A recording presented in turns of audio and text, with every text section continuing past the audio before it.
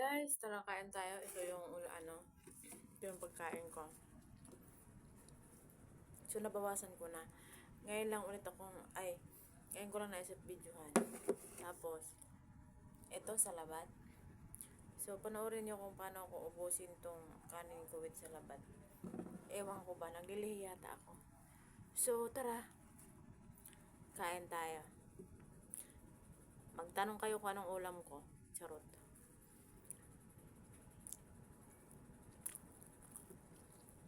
At talagang ang sarap ng ulam ko, sobra.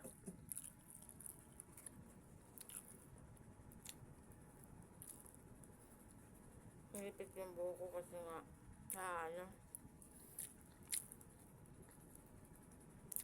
nalalaga siya. So, magmukbang tayo ngayon ng kanin. Panoorin nyo. Paano ko siya ubusin? At walaan nyo kung anong ulam ko. Diba? Walaan nyo lang.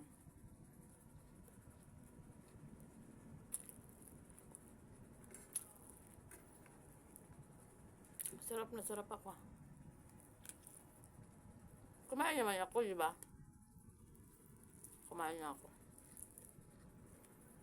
Kaya, ewan ko ba ba't naisipan kong ikulam to ngayon.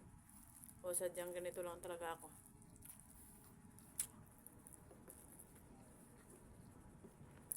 Kasi wala akong talong sa bayan. So, may mga Bisaya mahilig sa gulay. Ewan ko lang sa lahat ay sa iba pero ako talaga gulay ako. Kaya, ang sarap. Mainit pala.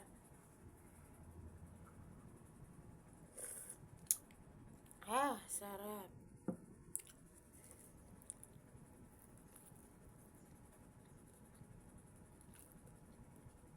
May ulam ako.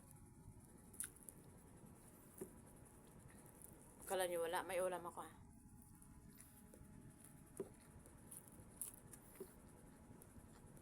Maubos ko na yata yung kanin ko. May ulam talaga ako.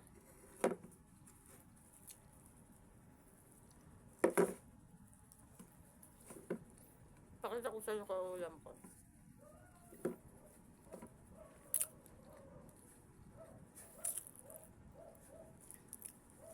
Kaya, kain na. Sana nabusog kita. Pasyensya na. Dahil naglilihi ako sa kanin.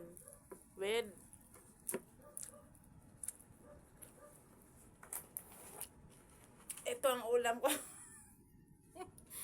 Malapit na siyang maubos. Alam nyo ba kung saan galing to?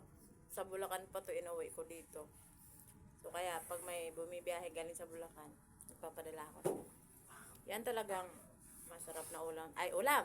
Oo, masarap talaga siya yung ulam. Ito talagang masarap na suka ng Bulacan. Kahit anong timpla mo dyan, anong gawin mong timpla, napakasarap niyan. Ako na po nagsabi. Pero, ang ulam ko ay eto nga. Tapos, may sili. At, meron din namang tuyo. Nag-enjoy ba kayo sa panonood o hindi nyo tinapos? Bye guys! Thank you sa panonood. Tara, salamat. Nagmukbang si Pandak ng kanin.